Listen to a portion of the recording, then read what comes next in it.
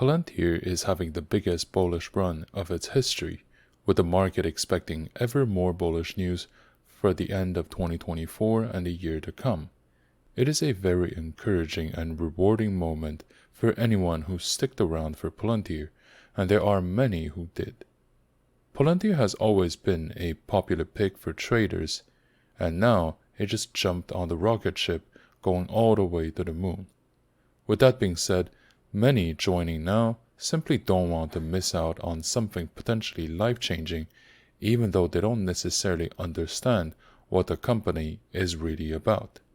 Whether you like or hate it, Palantir has always been an interesting stock for the right reasons. Hey everyone, I hope that you're having a good time with many profitable trades. In this video, we're going to talk about Palantir and see if it can make you a lot of money. As the share price has maintained itself above $60, it is yet another significant milestone reached for a stock trading below $10 a bit more than a year ago. Break-even and profitability helped its fortune first, and then the AI craze along with macroeconomic catalysts took care of the rest. Palantir is now officially part of the major league, has entered into the price discovery phase where the sky isn't the limit. The market wanted a recovery or a comeback, and what we're seeing right now is an absolute triumph for those willing to give the company a chance to grow. With the financial landscape moving thick and fast, it wouldn't be surprising if new highs were made in the days and weeks to come. Volatility is a very sharp double-edged sword, and that sometimes works in our favor. As one of the most symbolic companies in a brave new world, Palantir has been keeping the market's hope up to offer a safe haven for anyone looking to commit their assets in equities. AI isn't mankind's salvation from itself just yet, but Palantir shareholders certainly hope that their wallets can be blessed by the hype. Over the years, way more than one of those tech stocks begging for our money in exchange of empty promises, Palantir is now a major player in the sector that may tell us a lot about how the market appetite for risk exposure looks like, and if there is a rising tide ready to raise all ships coming our way. The company has enough reputation and prestige to trigger the market's curiosity and people's tendency to follow popular trends. It is a company that people would often view as the risk appetite of the market. Palantir's reactivity to the macroeconomic tidal waves makes it a very interesting company to analyze and to perhaps invest in. In this video, we're taking a deep dive into Palantir and see whether it deserves to have a place in your portfolio. Before the video continues, I just want to take a moment to thank each one of you for coming to my channel and hope that you will enjoy your stay and then come back for some more. If you like what you see, please consider to like, subscribe, and check out my channel for more content about Palantir and other companies I cover. With that being said, I hope you're gonna like today's video, and let's continue. Let's begin with the price action. Palantir had a very good run recently, and it doesn't show any sign of slowing down. The market believes that the share still has a lot more rooms on the upside now that the 2021 peak of $35.21, the very peak that many of us feared will never get surpassed, is left far behind us. Since there's no actual resistance ahead, Palantir shares are currently still discovering where the price action can actually land, and that process is still ongoing.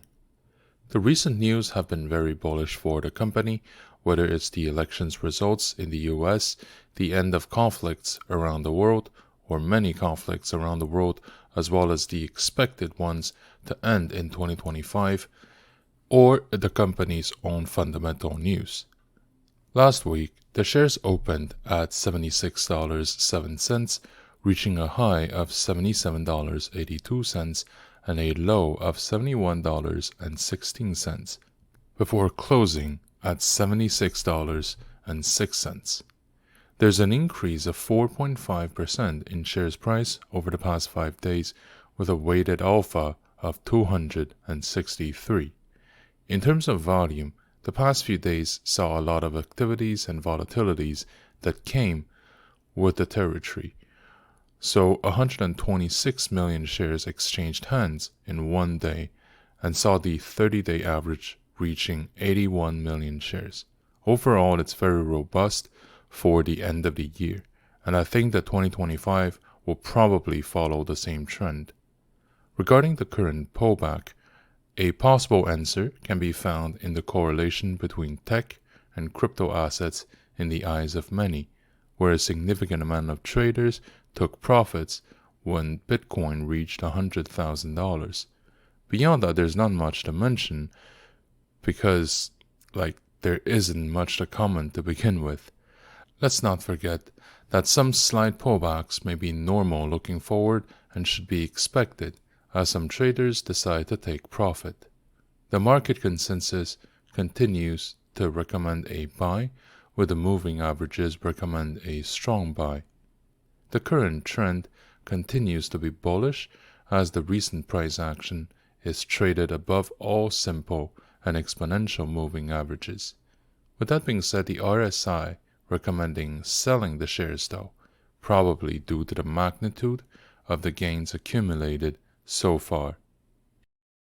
Unlike many tech startups, Palantir is highly sensitive to what happens in the real world. Economic figures, changes in key policies, and election outcomes are all major catalysts for the price action. The recent presidential elections turned out to be excellent news for Palantir's price action because, or at least partially because, Peter Thiel, co-founder of Palantir, has always been a key supporter of the president-elect.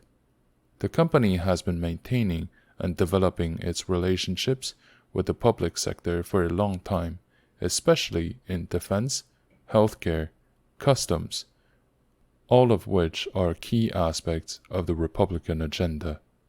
Despite the fact that the company has contacts on both sides of the aisle, it's obvious that from an ideological standpoint, the company is much more in sync with the upcoming administration.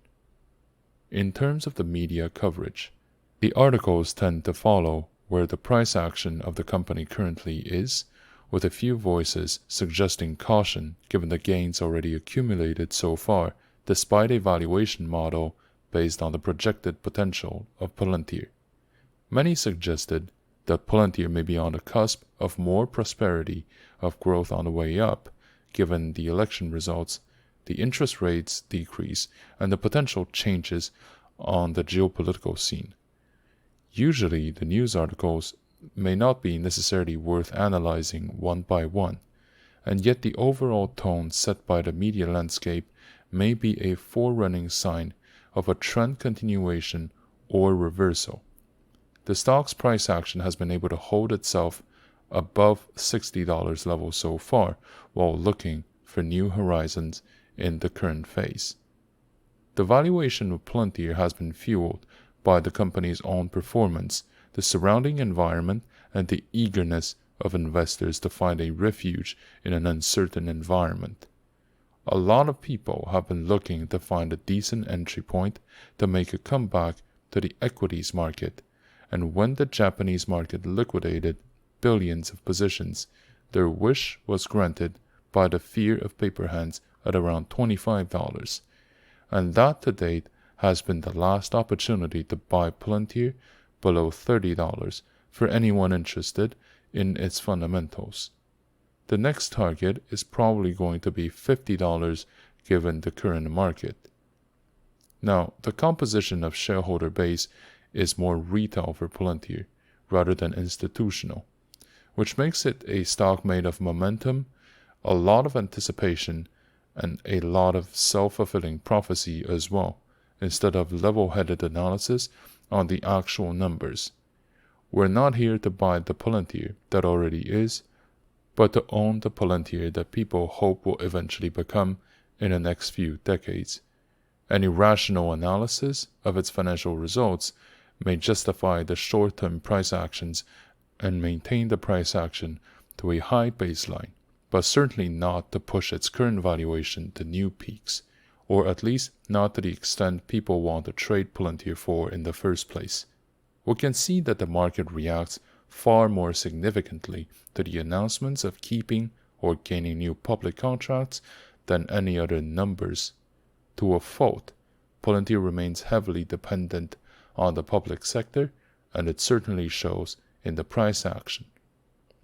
Looking back, the region with a lot of support levels has been identified around $45, above which we have entered into the price discovery phase, providing a huge amount of stability to the price movements. These levels serve as important markers indicating potential areas of price reversal or continuation that have now been passed through, and the fact that they have been tested and successfully defended means that the price action really shows the company's own potential and resilience. The current consensus around Palantir is that the market wants to keep going, but they're also looking for more clarity from the rest of the potential shareholders before making the move, because a lot of people also believe that the world economy is in a very special position after years of shutdown and that a massive correction is way overdue.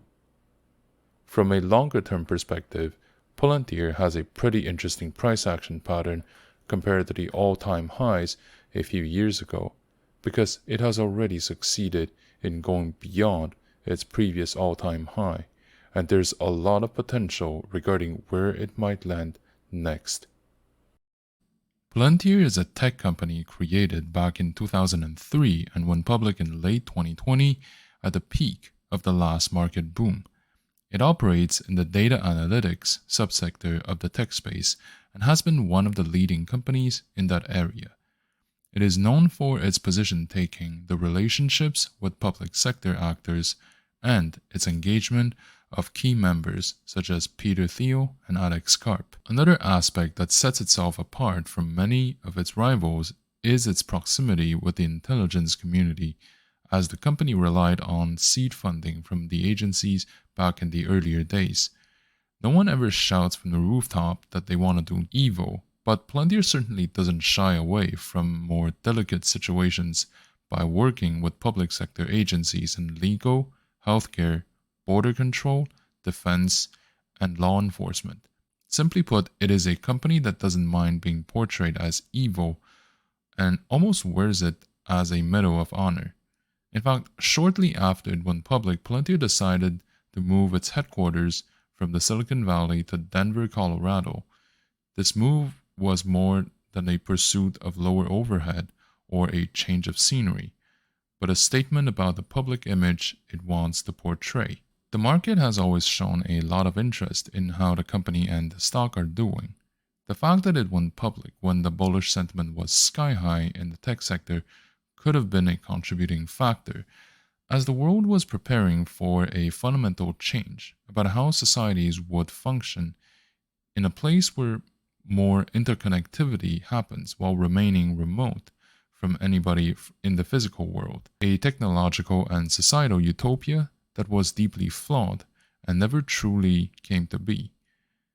Palantir shares attracted the market's attention mostly because its narrative was the right fit in the right time, as the tail end of the quantitative easing era mentality combined with the pandemic era dream of interconnectivity and never-ending financial boom, while capital was looking for a safe haven from the uncertainty and the collapse of the real-world economy outside of our screens.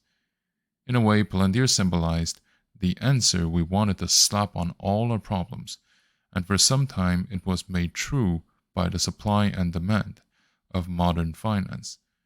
We are interested in Palantir's promise of reaching ever higher price levels, a promise that seemed set in stone when large quantities of money were pouring in a company with deep pockets backing it up, as the world was preparing to enter in a new era of endless growth and prosperity. This bullish and very optimistic narrative about Palantir has been backed up by the numbers. Financial information has been known to move the market as stakeholders want to have their assumptions validated by something concrete. Gross margins, cash flows, and revenue growth are some of the most sought after data points that people want to know about Palantir when they do their analysis. The growth margin measures how profitable Palantir truly is at the core. Beyond the quality of its marketing campaigns, the hype around its projects, or its brand power, gross margin tells us whether there is enough demand for what the company is selling, and if each additional dollar covers the additional expense that the same dollar generates alongside. To that end, Palantir is a very successful company with a decent profit margin, even when the shares were trading below $10 during the last sell-off period. This was the first sign that Palantir is more than just an empty promise begging for your money. The business model is something that can be scaled up and marked up because it has true fundamental value and it is validated by the market and its clients. Once the core business model has been validated, cash flows tell us whether Palantir will need to go through cash injections to keep its operations going. And very often, a tech startup may ask shareholders to pitch in even after they bought the shares, because the funds collected from equity sale is not enough to cover the operating expenses. If that were the case, it would be a sign of weakness from the company because it would mean that the company's own operations are not profitable enough to stand on its own 2 feet. For Palantir, that problem is also non-existent because its cash flows have been positive for quite some month, mostly because its operations are profitable and it doesn't need to dilute its shareholders to keep the lights on. However, these numbers are not enough to push Palantir higher. The most important factor is the growth rate of revenue, especially from public sector. Like many other tech companies listed on a Nasdaq, people buying Palantir want to buy the powerhouse to become, not the decently profitable company that is. This would also explain the high multiplier that Palantir is currently enjoying compared to many other blue chips companies in more mature sectors. This is a double-edged sword for those who want to dabble in the tech field in general, but for Palantir, the public sector aspect is an additional side to watch for. Since most of its growth does come from the public, any additional partnership with healthcare, defense, or law enforcement departments may trigger massive upsides for its shares. On the flip side of the coin, every time an existing partnership ends or a scandal makes it to the headlines, Palantir shares may see a dip that could take a few days to come back from.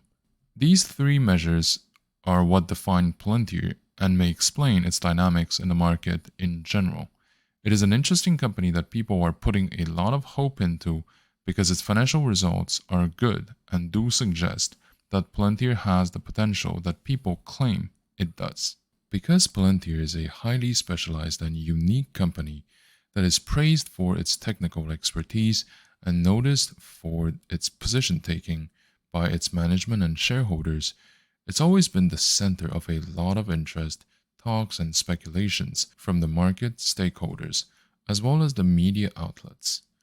Along with Nvidia and Tesla, it's probably one of the most talked about companies in the world, despite the fact that it has a much lower market cap than many other blue chips companies.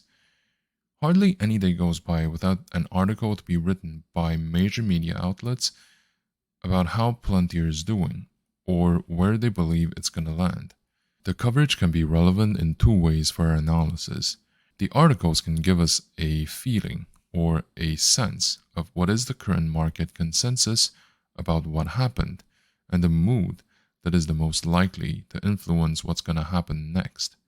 Their tone is often determined by the price action at that time and plays the role of current trends amplifiers rather than contrarians showcasing potential trend reversals. Even if it's not a crystal ball allowing you to see where the price is going to go next, it can always tell you what the current sentiment is, which may allow you to take a hint of what the next move may be. The second level of analysis is more basic, but also more useful. It is not about the content but the quantity of the coverage.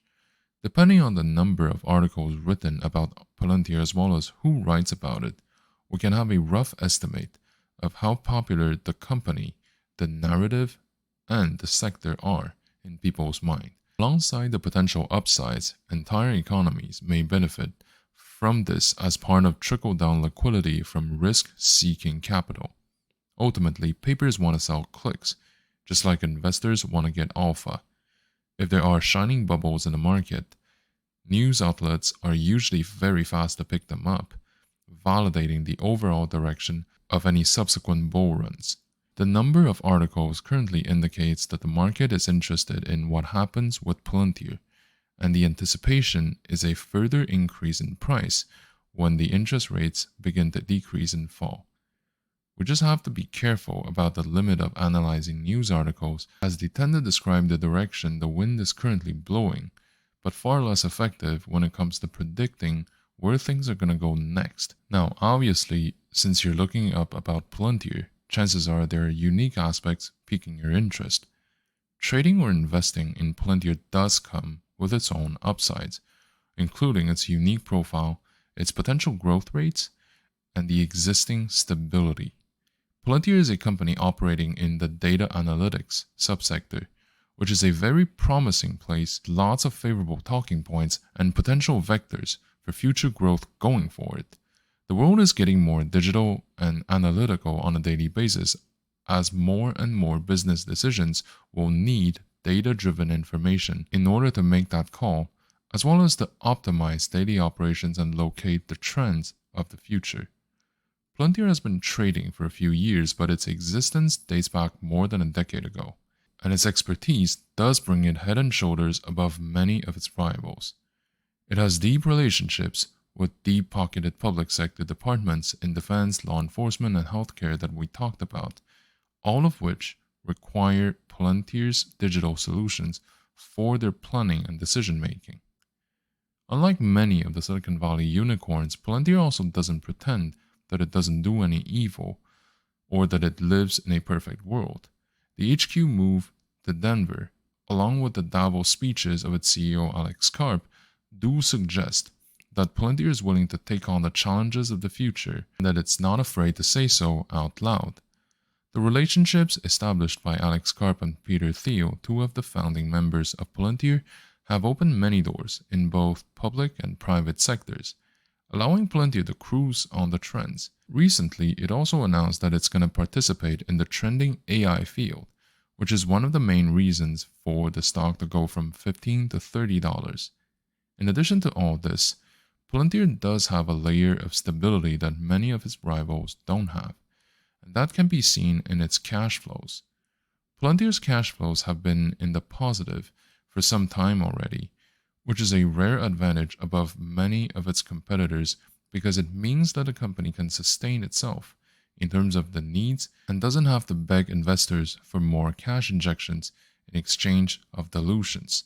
With that being said, investing in Palantir also comes with a few unique downsides due to its company profile and the characters of the sector itself. Being a company that analyzes data for a living, Palantir will be more exposed to potential legal problems compared to other industries. Since the topic of data privacy, ownership, and proper usage have been under heavy scrutiny from the past scandals with social media, how Palantir acquires, processes, and safekeeps those data while serving its clients can be open to legal battles, which may cost the company its image, reputation, its bottom line, as well as future opportunities to get more contracts from government agencies, the same agencies that may require these data that were maybe used under inappropriate circumstances. It's a bit ironic, but that's probably the way it's gonna go. My theory is that since this is a touchy, delicate area of this economy, and no one wants to rock the boat, meaning no one wants to take on the blame if anything bad actually happens, in that case, it's possible that Palantir may take on the loss without having the capacity to shift any of the blame to other stakeholders. Because if they do that, they're going to rat on other people, and maybe they don't have the opportunity or the luxury of doing this. The other thing to consider is the potential decay of the narrative's value. AI and data analytics are very popular topics now. They're trending in the market, that's for sure.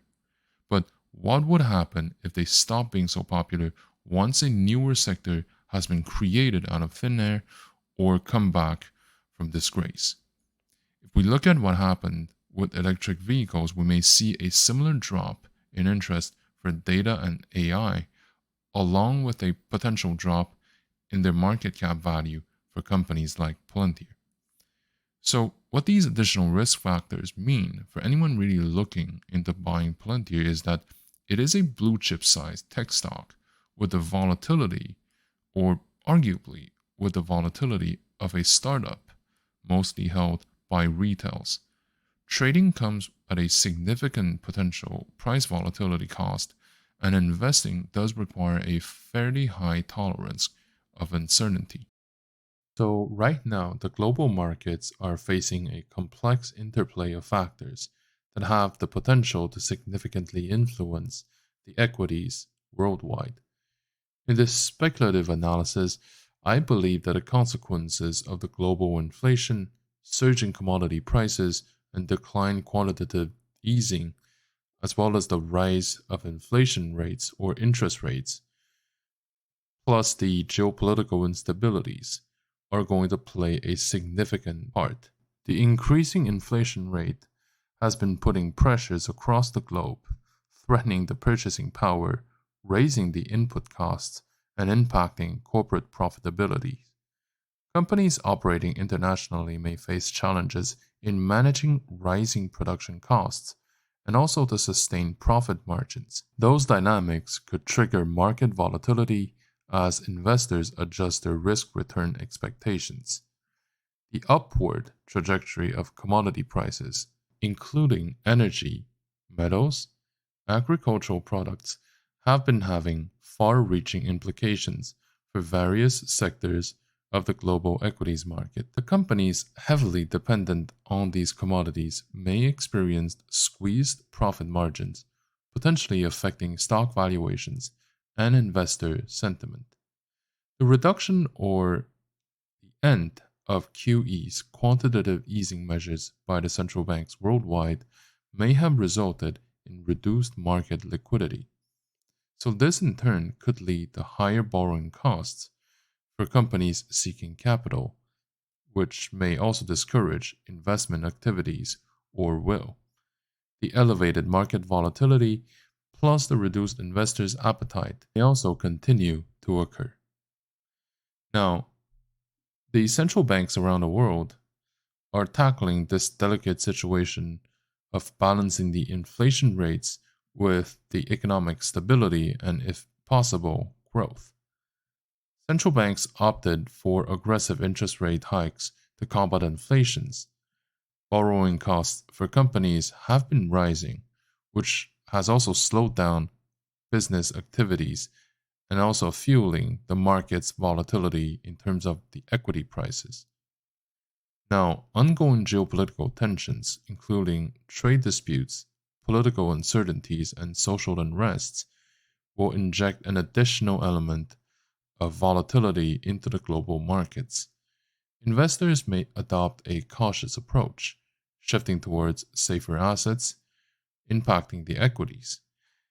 Additionally, the escalating conflicts may disrupt supply chains, negatively impacting the performance of international companies. Given the interconnectedness of global markets, the aforementioned factors have reverberating effects on the US equities market. Companies with significant exposure to international market may face a lot of headwinds resulting from the economic slowdowns, disrupting the supply chains and the currency fluctuations. But nevertheless, the US market is known for its resilience, and the diverse sectors may attract investors seeking safe havens. So, really, the current landscape is characterized by global inflation, surging commodity prices, reduced quantitative easing, rising central bank inflation rates, geopolitical instabilities, and also ongoing lack of certainty regarding growth. While the US market may exhibit relative strength due to the safe haven status, it's going to remain interconnected with the global economic landscape. For long-term investors, these conditions may offer opportunities to identify undervalued companies with strong fundamentals and international diversification. With that being said, short-term trades should be approached with caution because of the increased volatility and uncertainty. And also, we should be careful when assessing individual companies, sectors, or regions. Having said all this, my recommendation for Palantir remains consistent with what I've said before, with one little nuance. I would say that given that we are mostly in the price discovery phase right now, it wouldn't be surprising if we're not going to pull back anytime soon. So while it is very important to keep your pace for purchase at a consistent and relatively low debit kind of rate, it's also very important to keep some sort of footprint in Palantir, meaning you must have a certain position to have like skin in the game. Now, the share price does look a bit steep, so even if there are pullbacks, we shouldn't be surprised.